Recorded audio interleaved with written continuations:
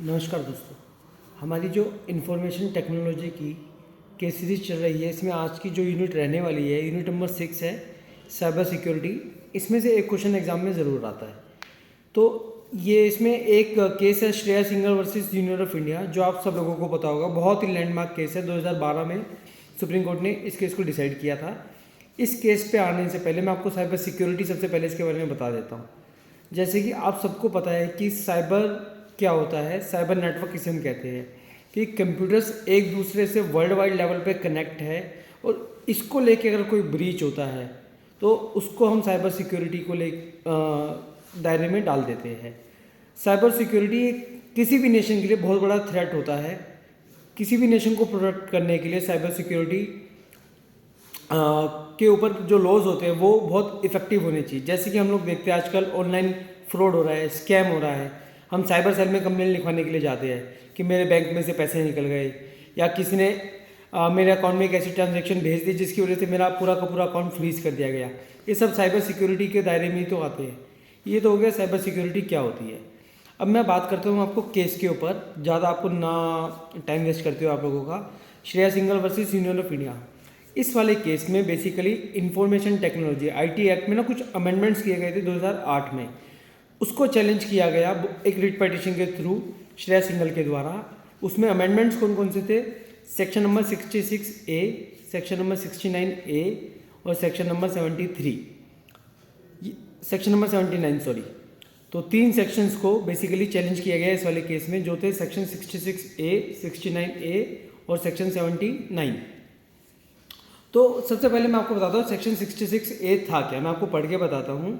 ये बोलता है section 66A of the IT act made it a punishable offense for any person to send offensive information using a computer और any other electronic device.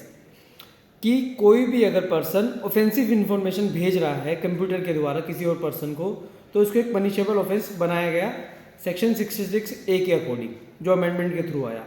तो इस case में जो appellant या जो पटिशनर थी उसका कहना ये था कि ये सेक्शन 66A आर्टिकल 14 और आर्टिकल 19(1)A का वॉयलेशन है।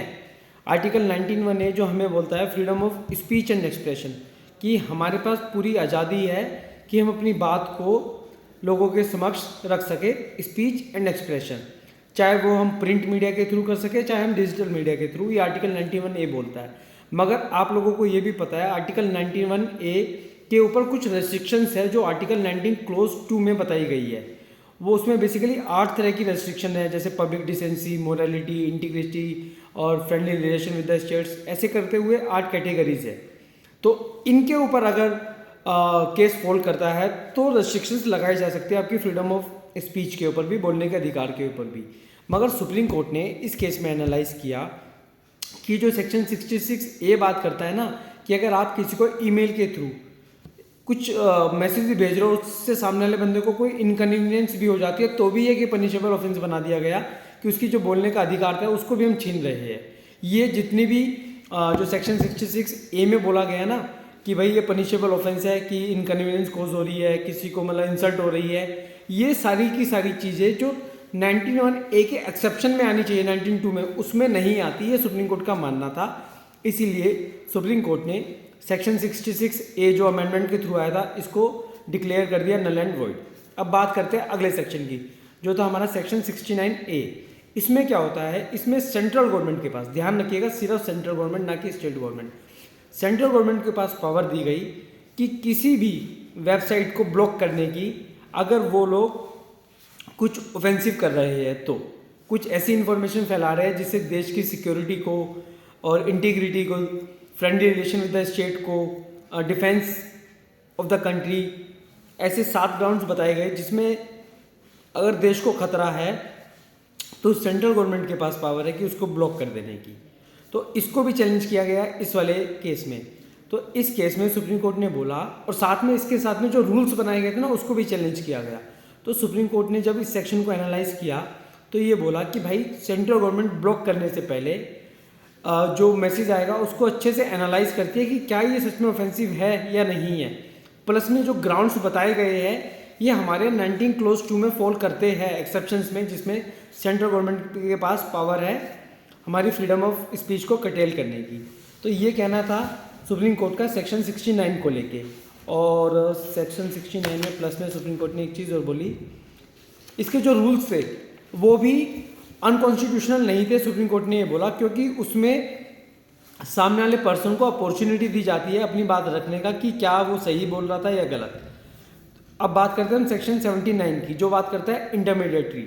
अब ये क्या होता है, एक टर्मिनोलॉजी से हम बोलते हैं इंटरमीडिएटरी। एक ये सर्विस प्रोवाइडर है, जैसे कि फॉर एग्जांपल गूगल है। गूगल के ऊपर जाके, मान लो मेरा फेसबुक अकाउंट है, मैंने फेसबुक अकाउंट के ऊपर जाके कुछ ऐसा पब्लिश कर दिया जिससे देश का माहौल ख़राब हो गया, तो इस केस में इनकी भी क्या लायबिलिटी बनती है, फेसबुक की। सेक्शन 79 इनको एक एक्सेप्ट वो देता है, इम्यूनिटी देता है कि भाई इनकी कोई लायबिलिटी नहीं बनती। मगर सेक्शन 79 का जो क्लोज 3 है, उसका जो प्रोविजो ये बोलता है कि ये पूरी तरह से इम्यून नहीं है। अगर इनको पता चल जाता है कि भाई आपके फेसबुक के हैंडल के थ्रू कोई ऑफेंसिव पोस्ट किया गया है जिससे नेशन की सिक्योरिटी को खतरा है, तो इनकी ड्यूटी बनती है कि उसको ये उस पोस्ट को वहाँ से रिमूव करें, अगर इनको इसकी नॉलेज में आ गई है। और किसी ने अगर कंप्लेंट कर दी है तो 36 घंटे के अंदर इनको अपनी उसकी वेबसाइट से हटाना पड़ेगा। अगर नहीं करते हैं तो इनको जो इम्यूनिटी दी गई थी सेक्शन 79 में, वो फोल्ड में, ये उस दायरे में नहीं आएंगे। तो इस केस का जो कंक्लूजन था वो ये है कि सेक्शन 66A जो हमारी freedom of speech under article 19(1)A उसको कटेल करने की कोशिश की गई थी, सुप्रीम कोर्ट ने उस सेक्शन को तो नल एंड वॉइड डिक्लेयर कर दिया। मगर जो बाकी के रेस्ट सेक्शन से, जैसे कि सेक्शन 69A, इसके जो रूल्स आए थे 2008 में अमेंड करके वो, और सेक्शन 79, इन 3 चीज़ों को सुप्रीम कोर्ट ने बोला कि ये बिल्कुल कॉन्स्टिट्यूशनली वैलिड है। और सेंट्रल गवर्नमेंट ने, मतलब पार्लियामेंट ने, जो इनके पास एक्सेप्शन था जिसमें कि फ्रीडम ऑफ स्पीच को कटेल किया जा सकता था आर्टिकल 19 क्लोज 2 में, उसके दायरे में ये फॉल करती है। ये कहना था सुप्रीम कोर्ट का। तो एक केस पार्शली श्रेया सिंघल के फेवर में आया और पार्शली यूनियन ऑफ इंडिया के फेवर में आया, हम ये कंक्लूड कर सकते हैं। अगर वीडियो पसंद आई हो, कुछ समझ आया तो प्लीज़ लाइक और शेयर करना, नहीं आई हो तो डिसलाइक आप बिल्कुल कर सकते हो, आपके ऊपर कोई रिस्ट्रिक्शन नहीं है। धन्यवाद।